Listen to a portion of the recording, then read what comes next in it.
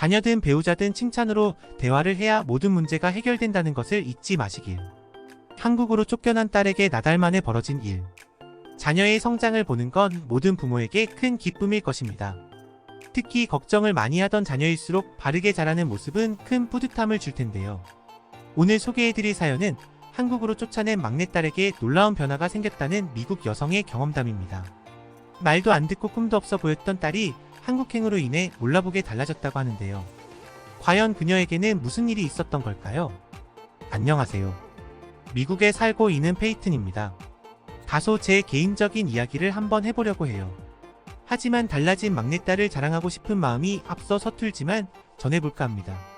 저는 미국에 살고 있어요. 평범한 가정주부이고 딸을 셋이나 키웠죠. 저는 항상 막내딸 걱정을 했습니다. 딸 셋이 있는데 큰아이는 자기 주장이 강해하고 싶은 일은 꼭 해낼 정도로 강인한 성격이었어요. 둘째는 세 자매 중 가운데 있어서 그런지 사회생활을 곧잘 하는 성격으로 어디를 가더라도 무덤하게 잘 지내 걱정이 없었죠. 하지만 막내는 달랐어요. 사랑을 듬뿍 받고 자라서 그럴까요? 항상 부모가 해주거나 언니들이 해주는 걸 받기만 해서 그랬을까요? 도무지 스스로 하는 건 하나도 없는 아이였습니다. 물론 기억을 더듬어 보면 처음부터 그랬던 건 아니었어요. 욕심이 강해 언니들이 하는 건 꼭 해야 직성이 풀리는 아이였거든요. 하지만 사춘기를 지나며 그런 성향도 전혀 달라졌습니다. 세상 모든 일에 흥미가 없는 것처럼 살았으니까요. 매 학기마다 학교에 불려가는 것도 모두 막내딸과 관련된 일뿐이었죠. 첫째 딸은 학교에서 우수상을 도맡아 받을 정도로 인정받는 모범생이었습니다. 둘째 딸은 큰애처럼은 아니지만 교내 행사가 있으면 인기 투표로 여학생 대표를 도맡을 정도로 성격이 좋았죠. 그래서 학교에 불려가 선생님들을 만나 상담을 할 일이 없었습니다. 모두 알아서 잘했으니까요. 하지만 막내는 달랐죠. 처음엔 성적이 나오지 않아 낙제할 수 있다는 경고였어요. 도무지 수업 시간에 집중을 안 하고 시험을 보더라도 답을 적어내지 않는다며 다루기 힘든 아이라고 말했습니다. 전 당황했죠. 이 상황을 어떻게 받아들여야 하는지 알 수 없었거든요. 어떤 답변을 해야 하는지 막막했어요. 핑계를 대야 하는지 잘못했다는 말이면 될지 갈팡질팡했습니다. 그리고 도무지 이해할 수 없었죠. 집에서 그렇게 아나무인으로 지내는 건 아니었으니까요. 곧잘 자기가 해야 할 일도 하고 잘 지낸다고 생각했어요. 전과 달라진 점들은 사춘기라 지나가는 현상이라 여겼고요. 그래서 선생님께 연신 죄송하다고 말하고 집으로 돌아왔습니다. 그때 그 복잡했던 마음이 고등학교를 졸업한 이후에도 계속될 줄 몰랐습니다. 그게 시작이었거든요. 중학교를 거쳐 고등학교 진학한 이후에도 계속 같은 이유로 학교에 불려가야 했습니다. 졸업을 한 게 신기할 정도였죠.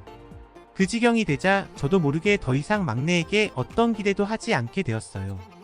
도무지 말을 듣지도 않고 뭐든 할 의지도 보이지 않았으니까요. 정말 겨우 낙제만 면할 정도로 졸업을 한 이후 집에만 머물렀어요. 대학은 당연히 성적이 안 되니 불러주는 곳도 없었고 서류를 낸다 해도 받아주는 곳도 없었습니다. 그래도 미국 내에서는 고등학교 졸업으로도 취업할 수 있는 일들이 꽤 있어요. 물론 학력이 안 되니 아무래도 좋은 일자리를 얻기에는 한계가 있겠죠. 하지만 성인이 되면 스스로 돈을 벌어 생활하는 게 당연했기 때문에 대학을 진학하지 않은 이상 아르바이트를 하는 게 맞았어요. 적어도 자신의 용돈은 스스로 벌어야 했죠. 성인이 되었으니까요. 부모에게 손을 벌리는 건 어렸을 때나 하는 거잖아요. 하지만 막내는 달랐습니다. 취업도 안 하고 모든 흥미를 잃은 것처럼 집안에서 나올 생각을 안 했죠. 걱정되어 이런저런 이야기도 전해봤지만 듣기 싫다는 말만 하곤 했어요. 저와 막내딸의 사이는 점점 멀어지고 더 이상 제가 감당하기 싫은 지경에까지 도달하게 되었답니다. 부끄러운 이야기지만 내가 배 아파 낳은 자식이라도 감당이 안 되는 순간이 있는 것 같았어요. 물론 제가 잘못 키운 탓도 있겠죠. 첫째 딸과 둘째 딸이 스스로 잘 컸기 때문에 그런 언니들을 보며 알아서 잘하겠지라는 막연한 기대가 있었던 것 같습니다. 그러다 문득 특단의 조치가 필요하다는 생각이 들었어요. 우물안 개구리처럼 집안에만 있는 것이 아니라 세상이라도 구경하며 조그마한 변화라도 생기길 바랐습니다. 그렇다고 아무 곳이나 보낼 수 없지. 가란다고 갈 아이도 아니었으니까요. 그때 한국으로 시집간 첫째 딸이 생각났어요. 첫째 딸은 변호사였는데요. 로펌에서도 상당히 인정받고 소위 잘나가는 저희 자랑스러운 딸이었답니다. 아직 결혼할 나이가 아니라 생각했는데 30살이 되기도 전에 결혼하겠다고 한국인 사위를 데려왔어요. 대학 동기로 사위를 만났는데 미국에서 경력을 쌓고 회사를 다니다 한국에서 좋은 기회에 이직 제의가 들어와 한국으로 들어간다는 말을 했대요. 사위가 한국으로 돌아가면 다시 볼 수 없다는 생각을 하자 사랑했다는 걸 느끼게 되었고 결혼을 결심하게 되었답니다. 첫째 딸도 사위도 서로 사랑하는 감정은 있었지만 현실에 집중하고 싶었고 사는 나라가 다르니 누구도 서로 말을 꺼내지 못했던 거죠. 하지만 결국 헤어질 수 없다는 생각에 마음을 터놓게 되었고 결혼을 해 한국으로 함께 가자는 결론에 이르게 되었대요.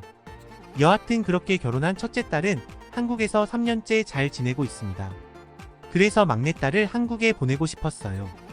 눈앞에서 빈둥거리는 건 못 보겠고 그렇다고 어디서 뭘 하는지 확인도 안 되는 곳에 보낼 수 없었으니까요. 딸에게 말도 안 하고 비행기 표를 끊어왔어요. 그리고 침대에서 아무것도 안 하고 누워있는 막내딸에게 내던졌죠. 한국에 나가. 그런데 오히려 막내딸은 오랜만에 큰언니를 보러 간다고 좋아했어요. 전 내쫓는다는 느낌으로 비행기 표를 사왔는데 말이죠. 도무지 대책이 안 서는 저 아이를 어쩌면 좋을까 머리가 아파오더군요. 첫째 딸에게 전화했어요. 첫째 딸은 웃으며 한국에서 많은 이야기도 해보고 같이 지낼 테니 걱정하지 말라고 답했죠. 그나마 위안이 되었어요. 저를 대신해 제 고민 덩어리를 맡아줄 첫째 딸이 있어서 다행이라고 생각되었거든요. 그렇게 막내딸은 한국으로 떠났습니다. 한동안 눈앞에 보이던 골칫거리가 사라지자 해방된 느낌이 들었어요. 둘째 딸은 대학원을 다니며 아르바이트도 하고 자기 시간을 잘 보내고 있었거든요. 그래서 집에서 신경을 쓸 사람이 없었죠. 저나 신랑이나 각자 시간을 잘 보내고 있었으니까요. 그렇게 한 달이라는 시간이 어느덧 흘렀습니다. 중간중간 막내딸이 궁금했어요. 하지만 집에 전화 한 통 없는 게 괘씸해서 저 역시 전화하지 않았죠. 첫째 딸이 전화해 막내는 잘 지내고 있으니 크게 걱정 말라는 소식만 간간히 들을 수 있었습니다. 그렇게 몇 달이 흘렀어요. 정말 오랜만에 막내딸 목소리를 들을 수 있었습니다. 상당히 들뜬 목소리로 저에게 전화를 걸어 꿈이 생겼다는 말을 해주었거든요. 전 제 귀를 의심했어요. 하고 싶은 게 생기다니. 맙소사. 믿기 어려웠죠. 막내딸은 제빵사가 되고 싶댔어요. 빵 만드는 기술을 배우고 싶은데 큰언니가 제빵 학원을 끊어줘서 요즘 거기 다니느라 시간 가는 줄 모르게 지내고 있대요. 전 신기했어요. 중학교 이후 흥미를 느끼는 걸 단 한 번도 본 적이 없거든요. 그런데 한국에 간 지 약 4달 만에 꿈이 생기고 무언가를 배우고 있다는 게 믿어지지 않았습니다. 전혀 와닿지 않았죠. 그래서 한국으로 가는 비행기 표를 끊었어요. 정말 막내딸이 하고 싶은 꿈이 생긴 건지 아니면 한국에 더 있고 싶어서 핑곗거리를 만든 건지 알 수 없으니까요. 전 그 정도로 막내딸에 대한 믿음이 하나도 없었거든요. 그렇게 한국에 도착하고 마중 나온 큰딸과 함께 큰딸의 집으로 출발했습니다. 집에 도착하니 막내딸과 사위의 여동생인 사돈처녀가 있었어요.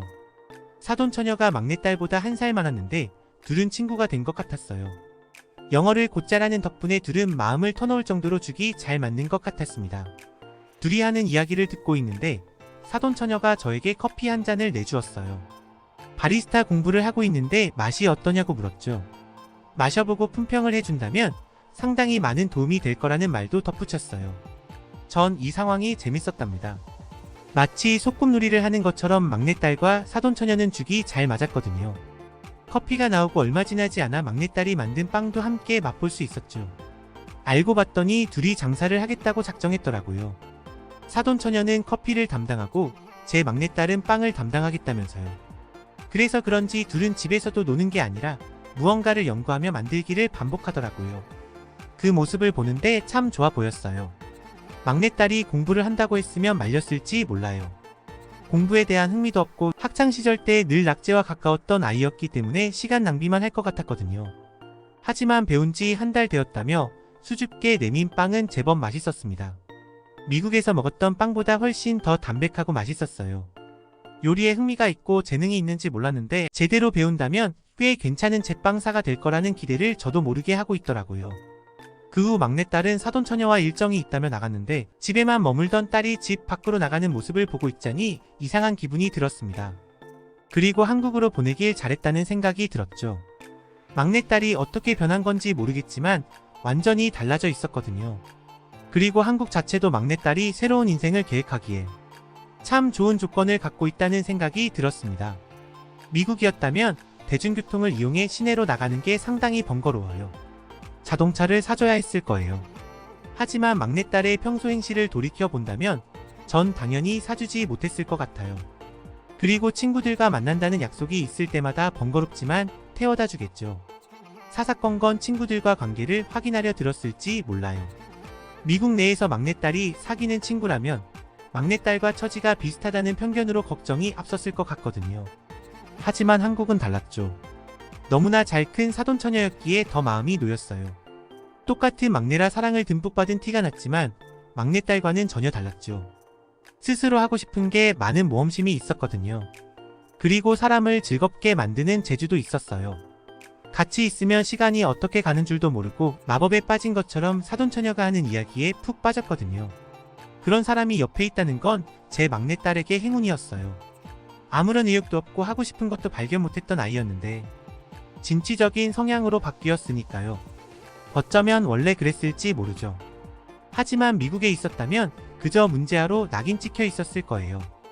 막내딸의 진면목을 보고 이끌어줄 사람이 없었으니까요.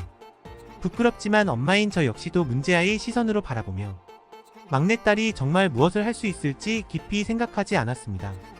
방구석에 처박혀 아무것도 안 한다고 잔소리만 해댔지 나올 수 있도록 끊임없이 이야기하며 밝은 기운을 전해주지 못했죠. 하지만 한국에서의 모습들은 그동안 제가 보던 것과 전혀 달랐어요. 위층 자기 방에서 아래층 주방으로 내려오는 것도 끔찍하게 싫어했던 막내딸은 첫째 딸 집에서 5분 떨어진 편의점도 아무렇지 않게 다녀올 정도로 변했거든요. 한국에 일주일 머물렀는데 그 시간 동안 한 번도 막내딸이 침대에 있는 걸 보지 못했어요. 물론 자는 시간 빼고요. 미국이라면 자는 시간 외에도 항상 침대에 누워 무기력한 생활을 했을 텐데 말입니다. 정오쯤 사돈처녀가 오면 각자 연습했던 일과들을 공유하고 각자 커피와 빵을 만들고 맛보며 한참 열띤 토론도 하더라고요. 한국으로 오고 나서 남들처럼 부지런히 사는 일상을 드디어 살게 된 거예요. 제가 미국에서 그렇게 바라던 모습이었고 어떻게든 하고 싶었지만 할 의지도 안 보였던 막내딸이 한국에서 변한 거죠. 누가 시키지도 않았는데 스스로요. 그 모습을 보는데 안도감이 들었습니다. 한국을 너무 좋아하는 게 눈에 보였거든요. 혼자 있었다고 하더라도 좋게 봤을 거예요.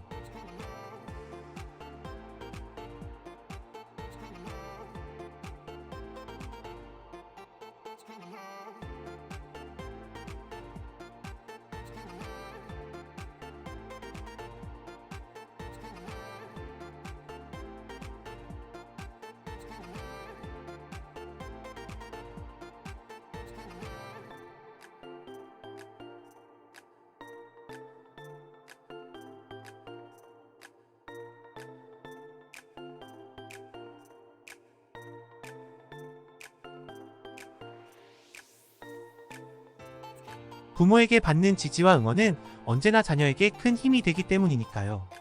막내딸에게 큰 축복과 해운이 있을 것입니다.